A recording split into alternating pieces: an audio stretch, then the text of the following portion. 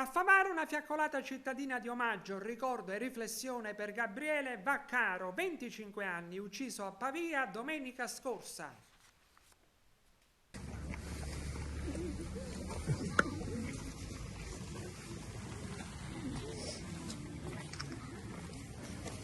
Parole non ci sono parole perché il momento è veramente forte ed è un'esperienza dolorosa e ci troviamo nuovamente a vivere questo tempo sospeso. Penso il nostro pensiero va soprattutto ai familiari per questa triste notizia, per questa situazione così tragica che non ha spiegazioni, non ha ragione, perché la violenza non può avere mai nessuna giustificazione. Questa sera siamo qua proprio per esprimere la nostra vicinanza e il nostro affetto alla famiglia di Gabriele, perché questo abbraccio che idealmente unisce e tiene insieme Pavia e Favara possa raggiungere i cuori di tutti, soprattutto i cuori dei familiari, ma questa marcia silenziosa, questa fiaccolata, questa luce accesa vuole essere anche un invito a disarmare le parole, a disarmare gli atteggiamenti e fare in modo che la violenza non possa essere, non debba essere l'unica modalità con cui ci relazioniamo, non può essere l'unica modalità per avere ragione nelle discussioni. Soprattutto ai giovani, ma più che ai giovani lo voglio rivolgere agli adulti, perché i giovani hanno ricevuto probabilmente questo esempio da noi adulti, nell'essere litigiosi, nel pensare di risolvere le problematiche gridando più forte, alzando le mani o addirittura alzando anche le mani. E le notizie di cronaca della nostra zona in queste ultime ore ci raccontano di liti continue che hanno sempre un epilogo violento, e questo è l'esempio che stiamo dando ai giovani e stiamo, ahimè, raccogliendo questi frutti.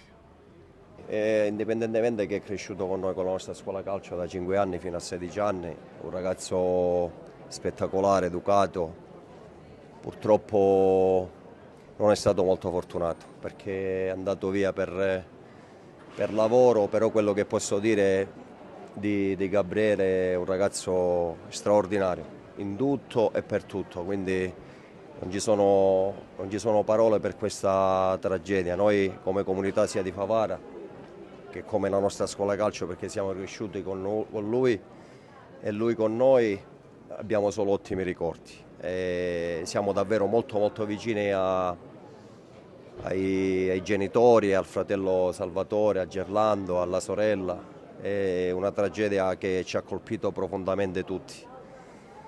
Quello che ricordo è le gioie vissute con lui quando ha iniziato con noi da piccolino, è cresciuto, abbiamo vinto i campionati regionali, poi lui è passato a giocare con i grandi, col Favara, con il Calcio a Termine, con l'Empedoclina. Diciamo che è un ragazzo che è stato sempre ben voluto da tutti, quindi il ricordo è quello di un ragazzo davvero incredibile, educatissimo e straordinario. Non ci sono. Un'immane tragedia che ci vede stossi, ci vede troppo delusi, perché non si può perdere la vita a soli 25 anni in questo modo. Gabriele ci lascia un vuoto incolmabile, era un ragazzo d'oro. Non appena lo sentivamo, aveva una voglia di crearsi un futuro che gli è stato spezzato in maniera ingiusta. Ci lascia un vuoto incolmabile. Hai un ricordo di Gabriele? La sua voglia di vivere. Solamente questo. In questo momento ogni parola per il dolore che abbiamo per noi è troppa. Sì, Gabriele, oltre ad essere stato un bravo ragazzo, perché sia lui che tutta la sua famiglia sono delle brave persone, è stato anche un grande calciatore nel nostro paese, nell'ambito agrigentino, in varie categorie del calcio dilettante, dove ha lasciato il segno sia a livello di persona che come calciatore, appunto. È un peccato aver perso una persona come lui in questo modo. Ci dispiace tantissimo, spero che sia fatta giustizia, se non quella terrena almeno quella divina. Per te questa sera essere qui cosa rappresenta, cosa vuol dire? Rappresenta vicinanza alla famiglia, perché penso che abbiano bisogno tanto affetto da parte nostra, da parte della cittadinanza, da parte di tutti, perché, ripeto, per noi è facile parlare, per la famiglia credo che non ci siano parole che possano descrivere questo momento.